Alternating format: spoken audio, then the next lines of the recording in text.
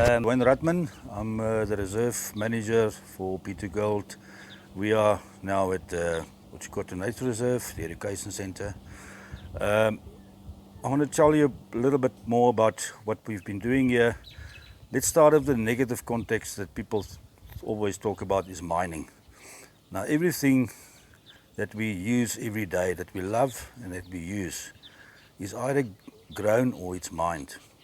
So what B2Gold decided to do here back in 2012 is we started to actually develop this badly neglected hunting farm into a reserve to demonstrate that mining and conservation can coexist if it's done in a responsible way.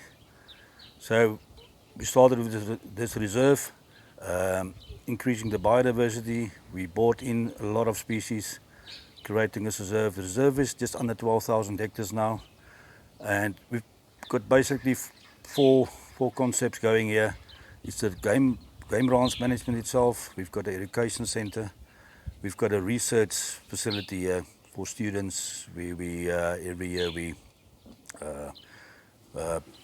provide training to the Namibia University in Science and Technology students. Then we've got the rehabilitation part, which is on the farm outside the reserve, where we do constant seedlings for rehabilitation work on the mine. And then lastly, the agricultural part, which is also outside the reserve, where we are currently planting maize and fodder. Maize mostly to address food security in Namibia. So yeah, that's what we've been doing here. We've been busy now since 2012, and B2Gold's vision is to leave this behind, as their legacy, in future afterlife of mine. And the reserve is also growing, extending back to take land back from the mine. Yes, we're constantly taking back. About 2 years ago, we took away or reclaimed 800 hectares. As we're going underground now, the possibility is there that we can add more to the reserve. Constantly lessening the footprint of what mining has on the area. My name is Mia Kavajani. I'm the Environmental Research and Rehabilitation Coordinator at B2Gold Namibia's Otjikoto Nature Reserve. This is where we are today.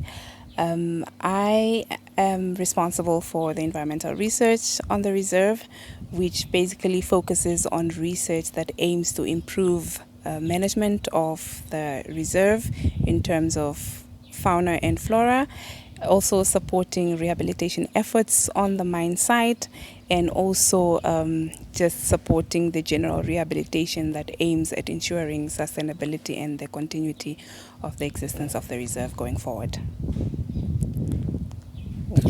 It's being here has really been a beautiful journey, and the beauty of it all has been being able to serve on this dual system where you have a mine next to a conservation area. And so often people think of mining as destructive and then conservation as the savior of biodiversity and everything. So being part of both systems is an amazing journey that allows you to, on a daily basis, come up with new questions that you need to assess. You look at something different and ways of improvement. So that has really been quite an awesome process to be a part of. So you get to be part of the mine operations and then also the conservation operations, which are aimed at sort of rehabilitating or supporting what comes after the mine. My name is Paulo Samuel. I'm the CSI Education Specialist at B2Gold Namibia. Welcome to the Little Shop of Physics Center.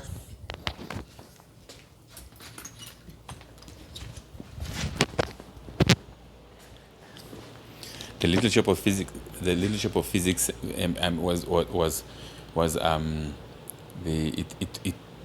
it was copied from Colorado State University. In 2016 we invited Little Shop of Physics from Colorado State University to come and train our teachers in Namibia. since then we established our own little shop of physics in Namibia. This center is we train teachers to use everyday materials. In fact, the little shop of physics show young and adults that science, physics can, and everybody can learn physics. I'm the Environmental Education Officer for Otjikoto Nature Reserve, that's B2Gold. What we usually do here at B2Gold is quite a lot, different activities and different programs that we run. We teach kids of a different level of education,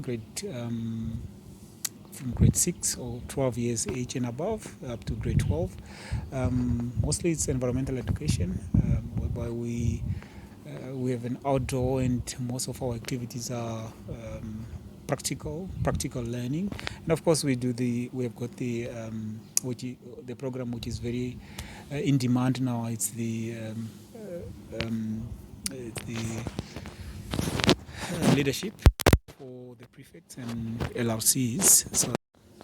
So far this year, 2022, we've already hosted about 150 learners. That is 6 schools, including Pioneers Boy, Karundu Primary School, Osako Secondary School, and we're looking forward to have more schools. Our calendar is quite packed this year, so we might reach our target of 1,200 learners a year.